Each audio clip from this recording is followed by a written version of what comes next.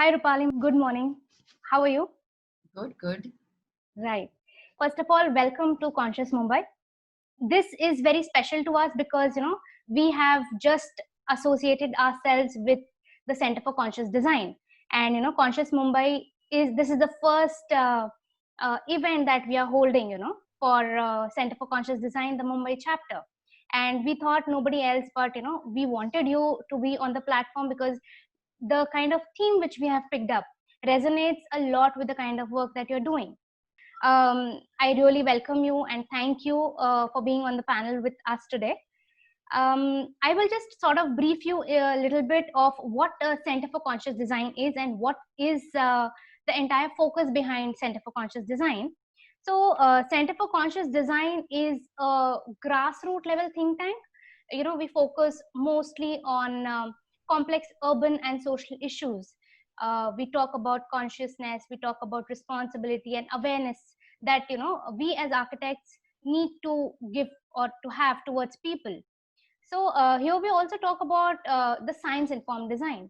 We talk about how science and technology is being integrated into design and how it can be used to create a healthier and more inclusive environments.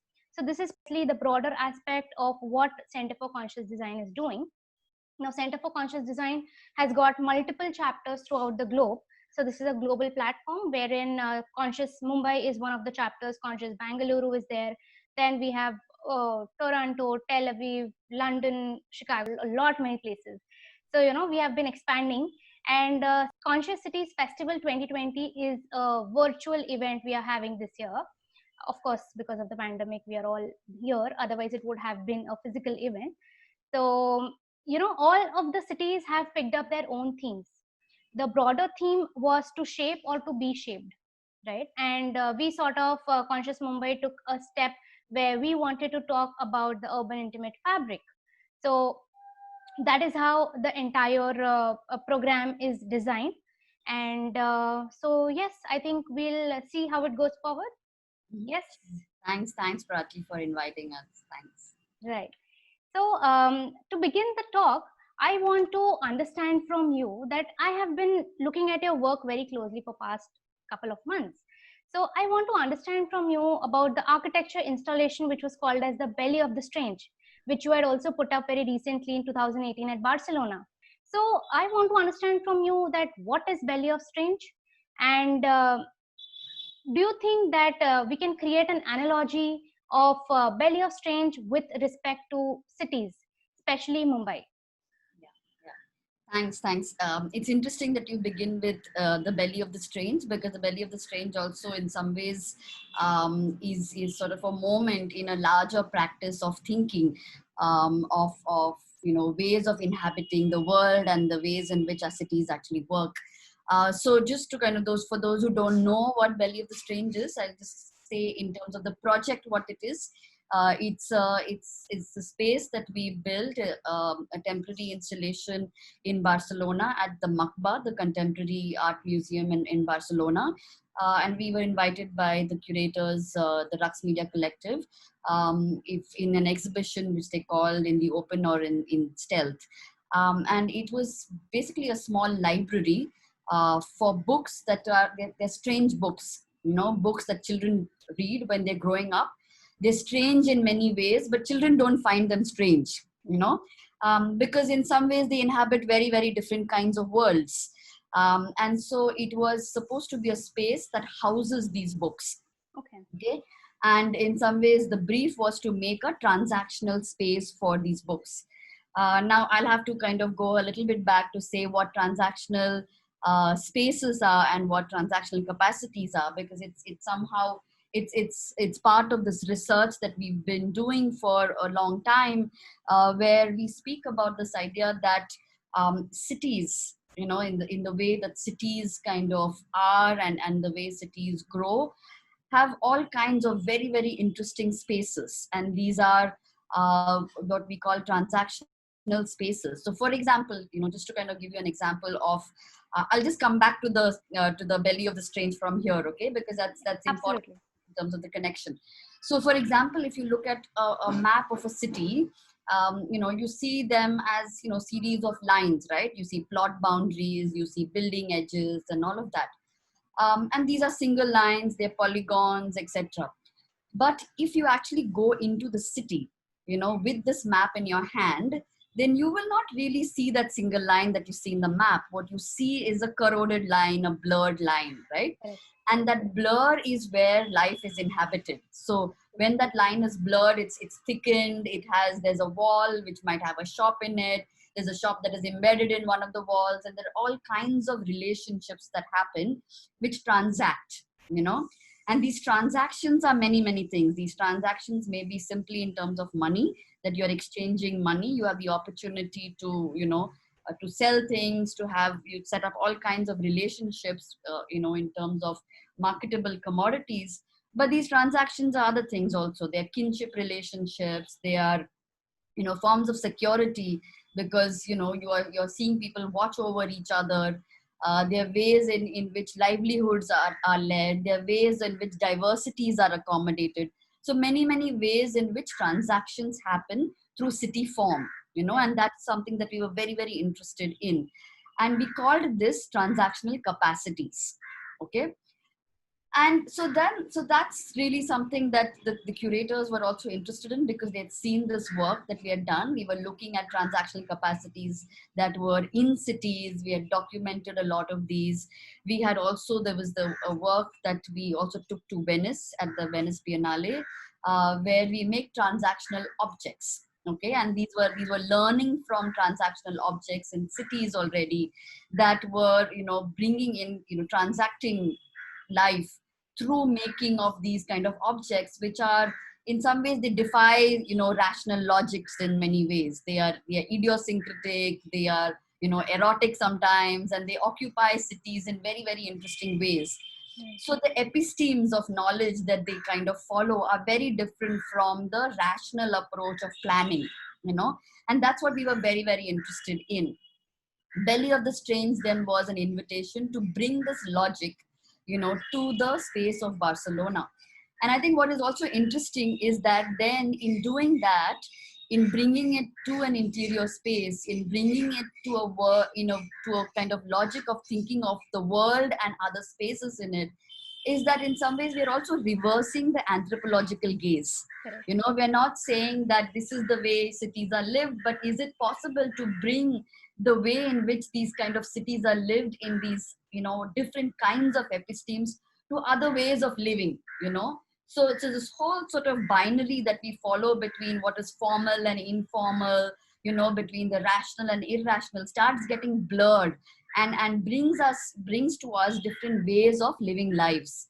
And we find that these ways of living life are already there somewhere in these kind of, ways in which is why it's interesting that it's a children's space, because, children have these ways of life that you live, that are not bogged down by the rational logic, to which we brought it there. And it was this kind of large, it was this kind of bulbous space in the gallery that looked like it could be a fruit, it could be a vegetable, it was, or like a large belly that is sort of growing and is going to explode in that space. But also kind of, in partnership with other works that were in some ways also challenging some of these epistemes. And the inside of the space, so the outside was this kind of large purple bulbous space. Yeah. The inside was this orange space with lots of pokey, spindles on it, on which the books were hung. And so it was this kind of soft, pudgy kind of space that you could inhabit. So it was for children, but also for the child in you, So that was the Belly of the Strange, which also stood for a kind of way of thinking that transcended the logic of sort of rational thinking. So, yeah. Yeah. So if we try and bring an analogy of Belly of the Strange to the city, yeah. So do you think, like you just talked about the rigidness of the outside, and when you actually go inside, the soft space, the places where you probably are hanging books, but where we all are in that particular space. So do you think we can try and bring an analogy here? Can we just try and translate this in some language to the city?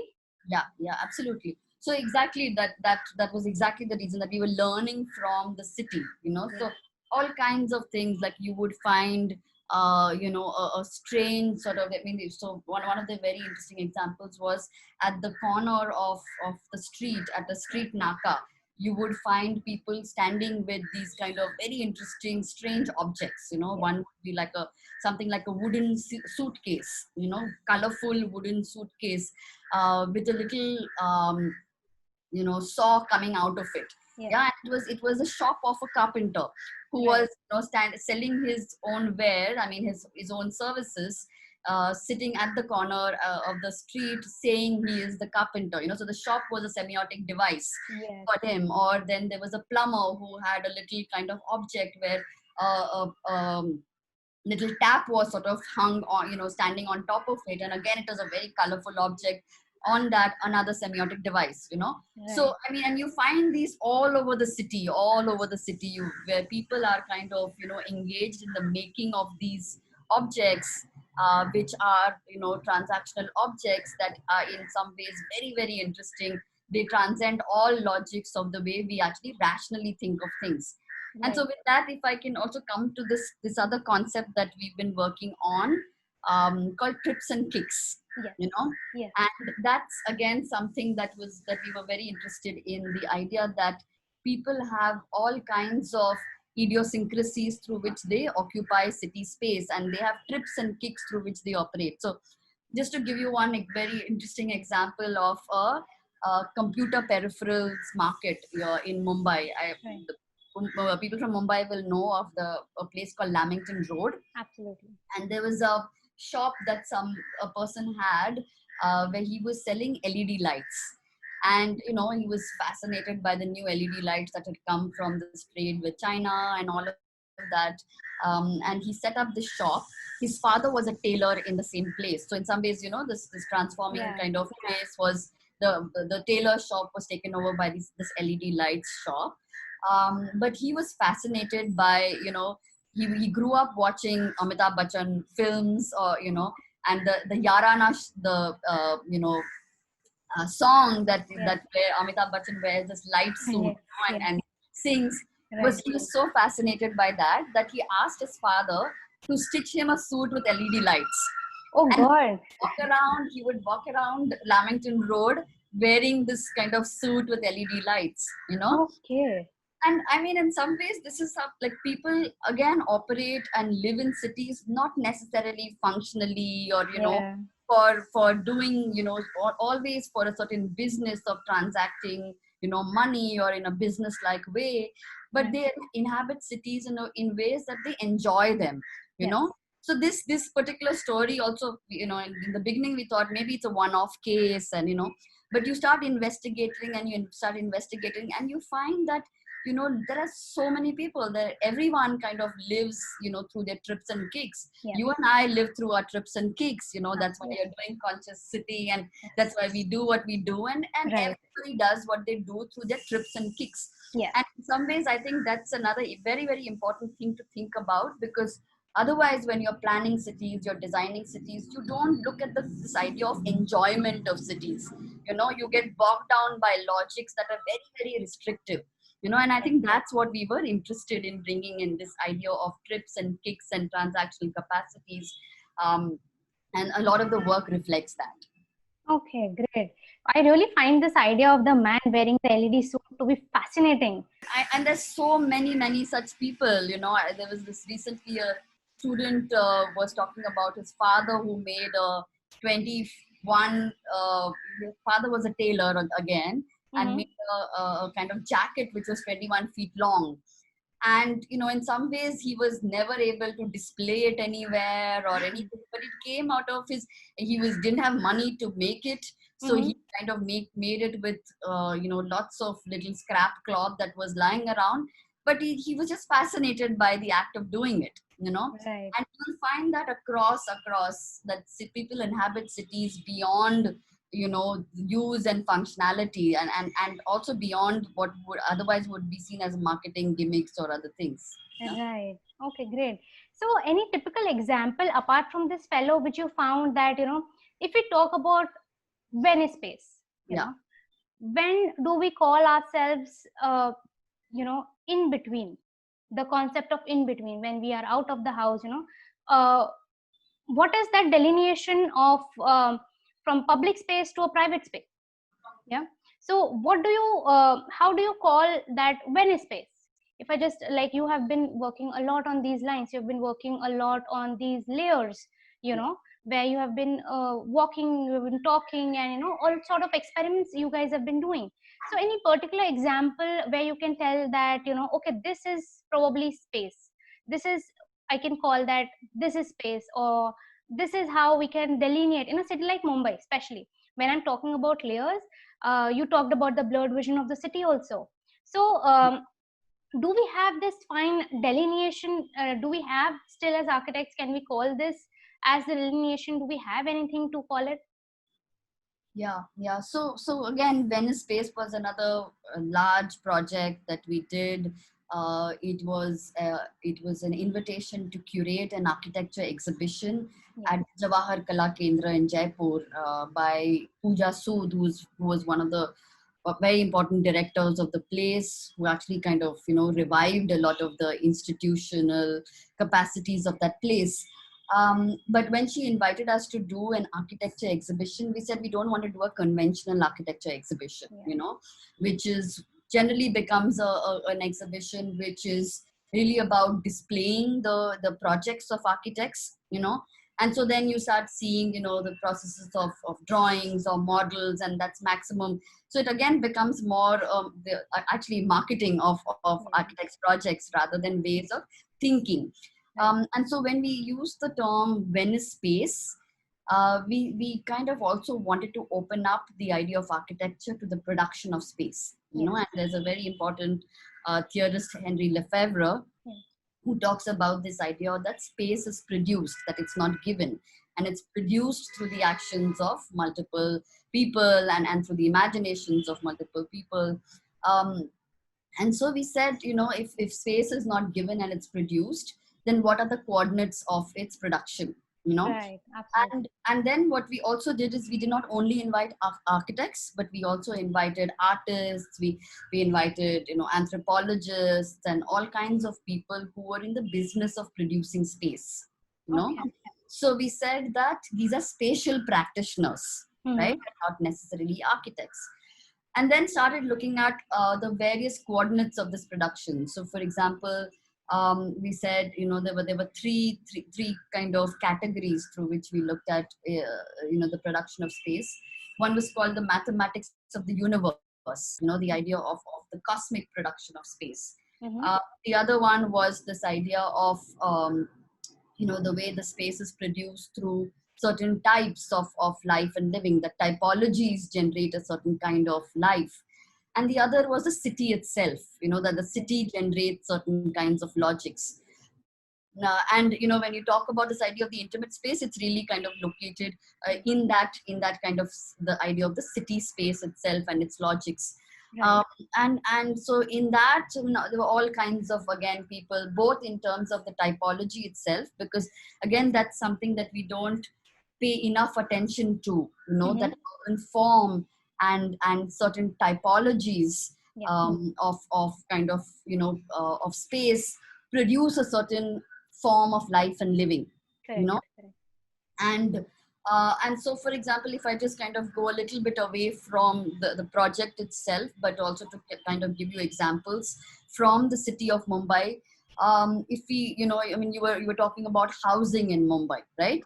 Yes. And the thing is that, historically, there have been so many in only the city of Mumbai itself. We've seen so many forms of typologies, through which life has been led. So, for example, you find, the older urban villages. You have the chawls.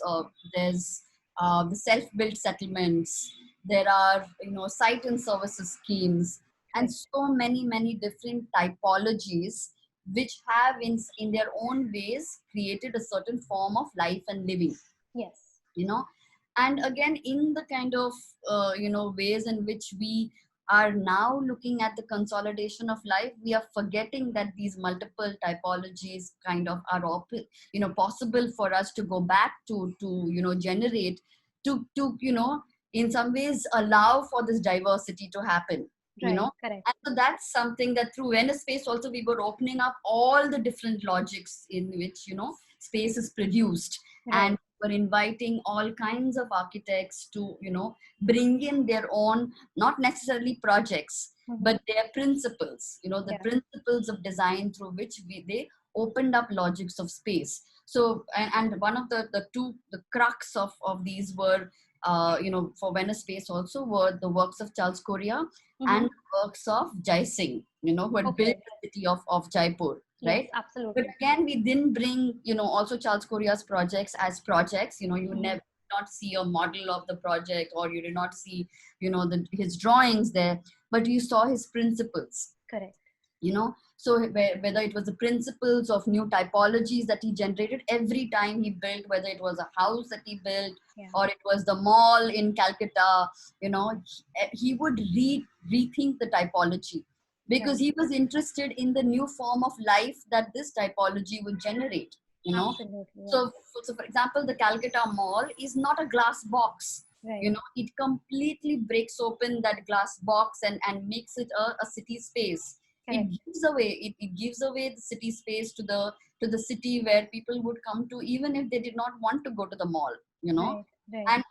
And he does that with all, the logics of, it's not an unsuccessful mall. It's not that, people have gone out of business by making that mall, Yes. but just to have that, faith that as architects you can think of typologies that generates a form of life and living.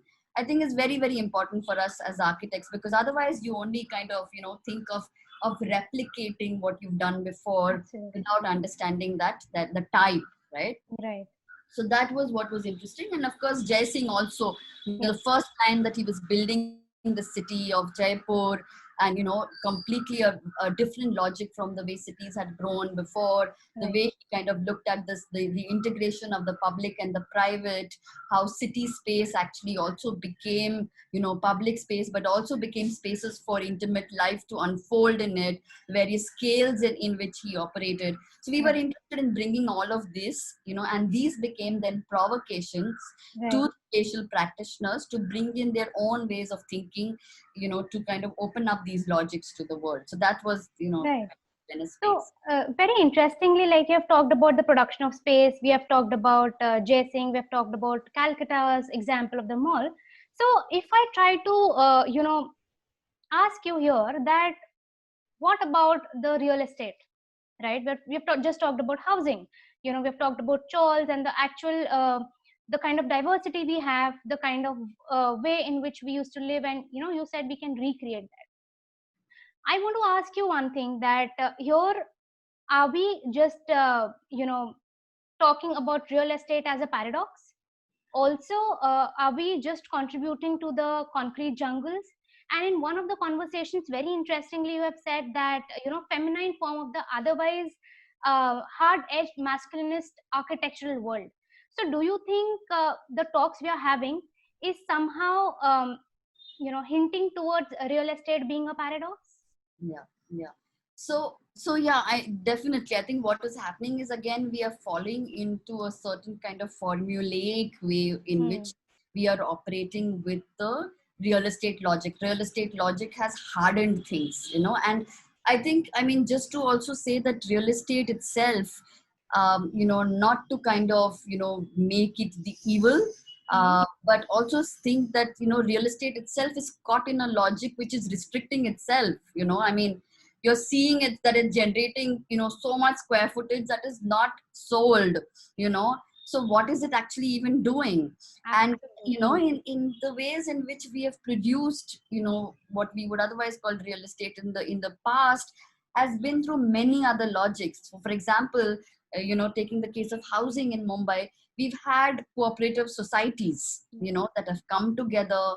We've had contractors, we've had small time developers who actually produced, certain kinds of, housing and certain forms of life and living Hmm. that is much more integral to, the logic of the city, in the logic of the way people live their lives.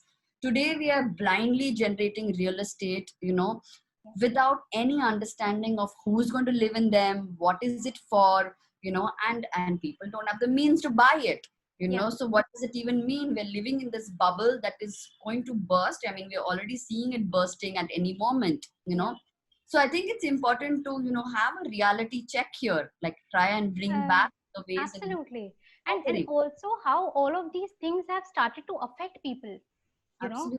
that probably there is a class divide, if I can Yeah. say so, Yeah. that these Absolutely. kind of high rises have been, creating some kind of an impact on people, that, Yeah. oh, probably, this looks so high and I will not be able to afford. There's a divide in people, and Yeah. so on and so forth, so these things are probably not contributing in a very healthy manner. Yeah. This Yeah. is probably, we architects or the community, we are just jumping around the box, or jumping within the box, I should say, of Yeah. paradoxes which we Absolutely. have created for ourselves. Yeah. So do you think, yeah, sorry, you go on. No, I just wanted to complete that point that you Sorry, spoke yeah. about the feminine form Oh and yes, the yeah, sorry, practices, yeah.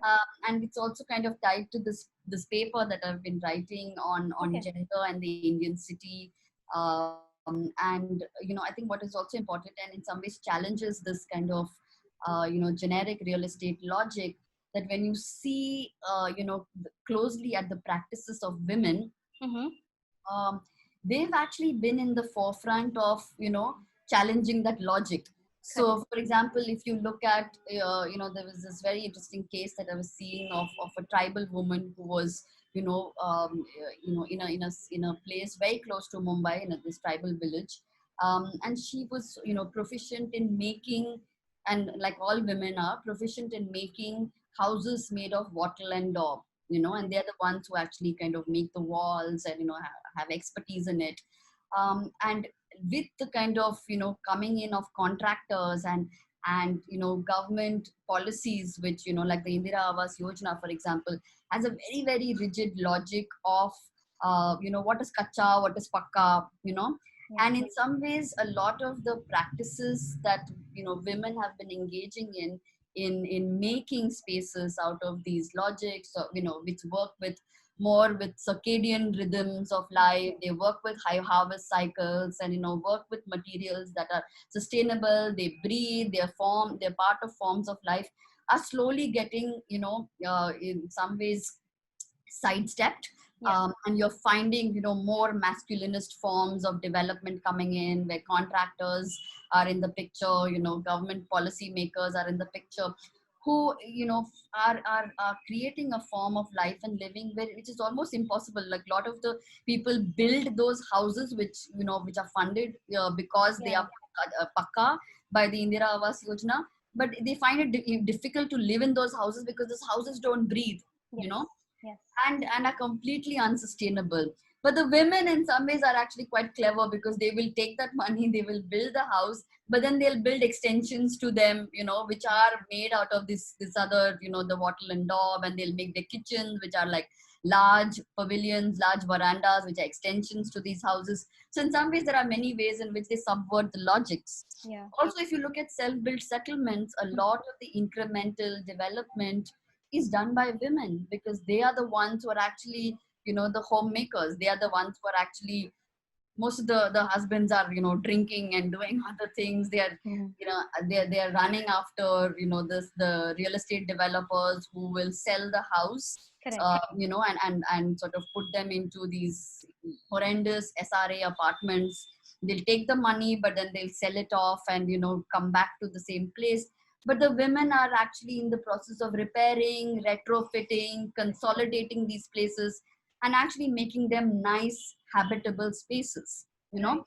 And I think again there is something to think about in this. Is it possible to not think of only redevelopment, resettlement coming from this real estate logic, which we've all fallen into? Right. Right. Even government policies are falling into the real estate logic. All we do is we support developers, you facilitate developers. So what you're doing, you're actually facilitating real estate, you're not facilitating housing in any ways. But if Correct. you learn from these practices of women actually repairing and consolidating lives, is there a possibility to think of other forms of living, other Right. forms of development that come from this logic, rather than the real estate logic. I think that's something that I've been very, very interested in thinking Yeah. of, also collecting many examples of these, in which these logics, and it's not one. I've seen so many cases. I've seen this one case where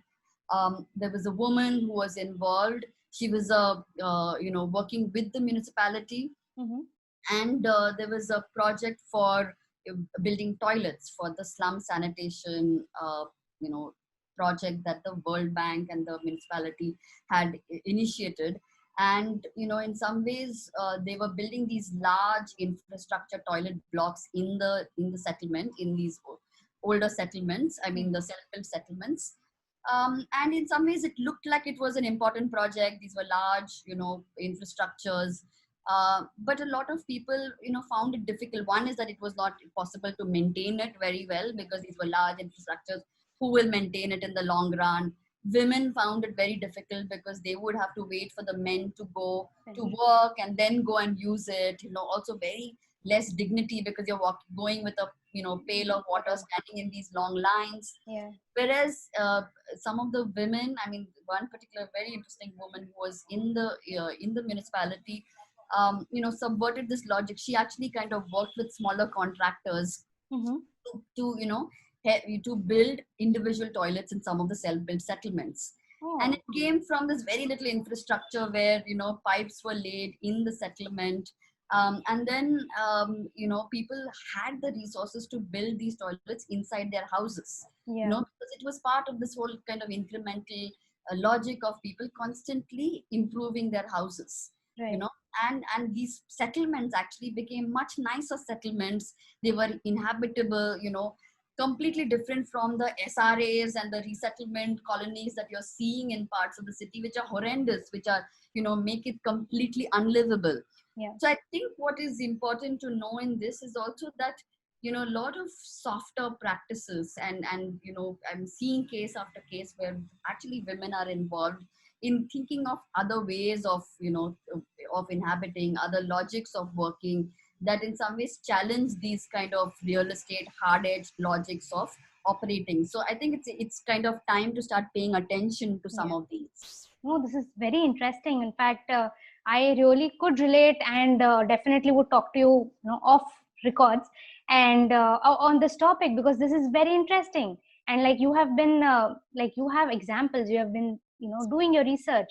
So it's a very, I feel it's a very interesting topic, and probably not a lot of people might know about it. That this is also a part of the hard-edged masculinist architecture which you have been talking about. Great, interesting, very interesting, I should say. So, okay, just probably culminating this particular point of paradoxes we have been talking about. Do you think we have, or any example where we have this shift from the paradox to the paradigm? Any pattern, any typical example which you might have just come across? Yeah, I mean, I think that's where this idea of the paradox emerges from not kind of looking at really sort of the forms of life and living, right? And when you shift it to when you what you're calling the paradigm, Mm-hmm. is really to look closely at this kind of form of life and living and shift that logic, right? So whether it is this example that I gave you of not having a large toilet in the slum, which looks like the government has done something big, because it's visible and it's there in front of you, but to kind of create these smaller repair and retrofitting projects that kind of make life dignified but Yeah. may not be so visible. you know so that's where you're shifting this logic from the paradox of something that that might be a tick on the chart of funding agencies, that Yeah. this project is done. It looks fantastic in photographs, in reports of NGOs, and Yeah. on the government sort of your website we see all of these ads everywhere that we've made the city sanitation compliant, and all of that, and they look good on reports, but what is the life and living that is generated around it, right? Exactly. Whereas these smaller things which may not be visible at all because it's somebody else has spent money, people themselves have spent money on Yeah. it, and it's not photographable, it's not photogenic enough, because Yeah. it's, people's houses, they're also subverting all kinds of standards. So sometimes you'll have a little trapezoidal toilet inside, Right. but it works perfectly well, and it kind of has created a nice form of living. Yeah. Sometimes it's nice that if there's a little garden outside, and and you see that it has consolidated over time, right? So I'm saying that that's where the paradox kind of shifts, because you don't have, here on the one hand you have a paradox that is created out of, real estate that is being built, that nobody buy, has the capacity of buying, Yeah. but it's, completely chock-a-block filling our cities. Correct. When you had the development plan, there was a vague figure that you need 9 square meter per person, and so you calculate the logic of how much space you need to build from that logic, which comes from I don't know where. It comes from no logic of living, or anything. Yeah. But if you look closely at forms of life and living, you find other logics. Yes. And that's where you kind of shift the paradigm. I'm just to also kind of go one step further into, when we talk about the paradigm, if you shift the logic of thinking of space, and thinking of the home through the lens of property, which is what real estate does. Correct. Today the way we think of space is only, oh, I have a 1 bhk house and a 2 bhk house or a 3 bhk house, or so many square meters of house. So when you're compensating, you would say ki, you give 20 square meters of space for a slum rehab project. But what does that space mean is something that we do not think of. So houses may be very, very close to each other with no light and no ventilation, but there's 20 square meter, and it looks like you've done a great favor to people.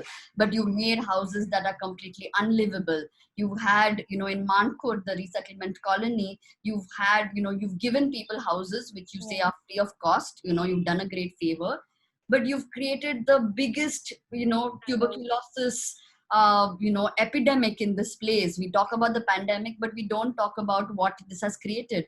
50,000 people living in this one place, with houses so close to each other, no light, no ventilation, and so many people who have contracted TB. Yeah. Yeah. So I think Absolutely. that is something that we really kind of have to look at. What is it that you kind of shift the logic into? But the other thing is that, instead of running behind, larger spaces, because that's the only thing you say, increase FSI, but what you're Correct. doing is you're only increasing the interior space, not the quality of space, Right. right? But if you shift the logic, and this is something that is very important also to learn from some of the older chawl housing, where the houses were very small, Yeah. Yeah. but what was interesting is all the peripheral spaces around. So you had corridors in the front, you had corridors at the back, you had the front open spaces, you had the neighborhoods, you had the city, and so you inhabited home is not just that square footage space. Absolutely. Yeah. Home is that kind of space outside. The whole building becomes a home, because you inhabit, you are sharing, spaces, that bridges that connect buildings. You are hanging around, the spaces outside become your living room space. Yeah. People, your neighbors become your family members, because you're Absolutely. hanging around with them. So the home gets extended to the entire building, it gets extended to the neighborhood. And I think that's again another, paradigm shift that we need to start thinking of. You need And to that is, of yes, the city as home. correct. And You know? that is what precisely we Indians are very, sort of very close knit people. Like, how we are. We have been behaving in a very close knit manner. We have had the concepts of joint family, the correct example which you just mentioned of the chawls, extended houses. Yeah. We start considering people, our neighbors, to be, the family members.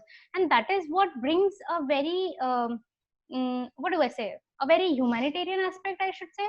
But now shoving people into the high rises, you have given the example of Mankud. So typically, we architects, in fact, I should say that we have been shoving people according to our needs, probably. It could be a political agenda, could be many other factors, probably, policy, governance, and I don't know how many words I should probably speak. But it is not correct on our part. We have been trying to shoo people away from the actual living which we had, eventually impacting the health, So is one of the points.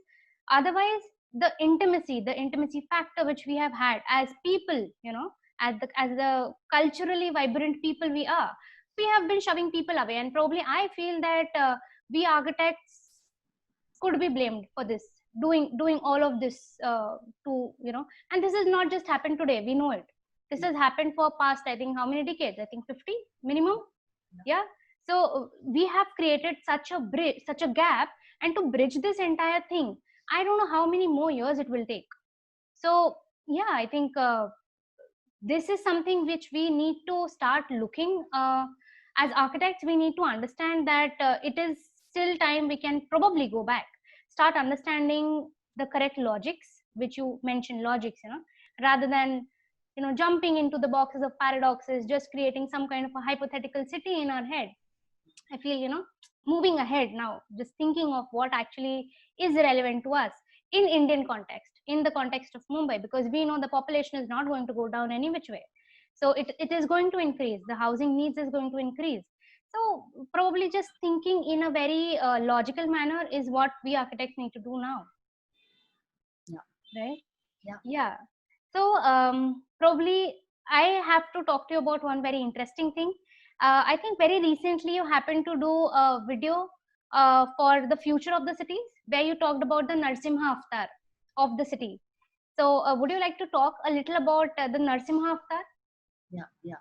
So I mean, I was very careful about actually not sort of that the story itself Mm-hmm. really stands for this idea of the in between, Yeah, yeah. more than the story that it kind of talks about. It's the phenomenon which I was interested in. The idea of the in between, which is not land, not water, not this, not that, but the idea of the, again, this is where the logic operates. Mm-hmm. That you start sort of thinking of ways in which you kind of work with the liminality of logic. Like Right. that it's possible to think of home not as the idea of a propertied space, but the idea of the city as home. What would some of these logics of the in between allow us to do? Yeah. What would they kind of allow us to not look at hard infrastructures but soft infrastructures? Like for example, a lot of the times, a lot of the self-built settlements which have generated a form of life and living are questioned through the fact that you cannot have a fire brigade to coming in, right? Mm. Now, is that the only reason where that you can you shift it, create it, put it into a grid, disrupt all forms of life and living? Or do you change the fire brigade itself? Do you change the infrastructure, and allow that access? We're not saying that you allow it to all burn up, Mm-hmm. but can you change the ways in which your hard edge infrastructures work? Yeah. I think that's where what you're interested in the liminality of this, in ways in which, again, coming back to my point of shifting logics, I think that was the interesting thing. Yeah. And not the story itself, but the logic through which it is operating. That was what was interesting. Right. Also, this brings me to one of the quotes which I really abide by Winston Churchill. He says that, we shape our buildings, and thereafter the buildings shape us. So, if we try to understand this in the form of spaces also, this probably holds true, that, we have to, we shape our buildings as architects. We are doing our job, but then eventually this is going to shape us. We have been talking about the high rises, we have been talking about shoving people, now you have been talking about liminality, and how all of the percolation needs to come down to intimate spaces, the urban fabric, right? So probably coming to, I think, one of the last questions, because sort of we are short on time now. You call yourself as bards, right? Bard is nothing but reciters of poetics, right? Why do you think it's important to be a bard? Yeah. I think, again, you're right. Bards are these kind of, itinerant minstrel poets who kind of, are more like wanderers. They bring poetry, and in doing that, and I think that's what, again, a lot of our work sort of transcends various forms. Like from urban research to, walks in cities to, making drawings to making installations, spatial practices which are more tactical in nature, Yes. curation and all of that. So I think this whole sort of wandering nature, of practice, that does not come from the idea of a project but comes from a way of thinking, where projects become moments in the practice, Right. and that is important.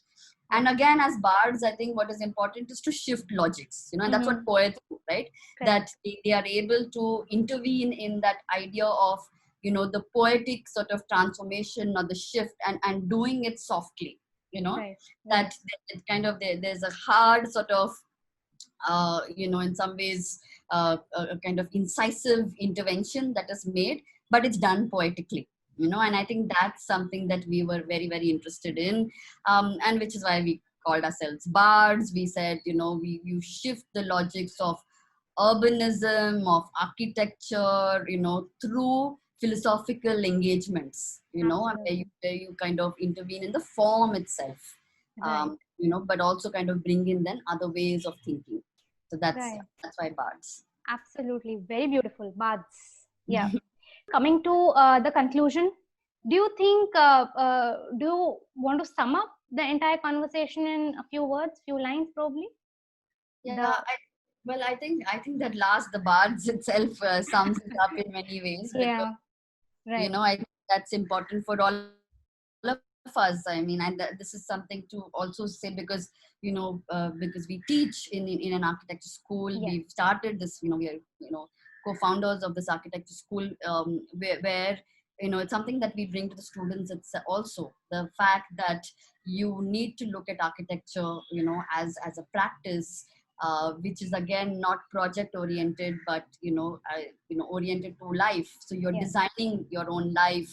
You are also kind of designing the ways in which you rethink these logics of kind of operating. So in some ways, we all need to be bards. Yeah. We all need to be poets through which you kind of engage with yourself, but also the city, and your own discipline itself. Right. Right? Right. And that's where I think there's a lot to kind of learn, and sort of open up ways of Right. thinking from. So Great. Right. Great.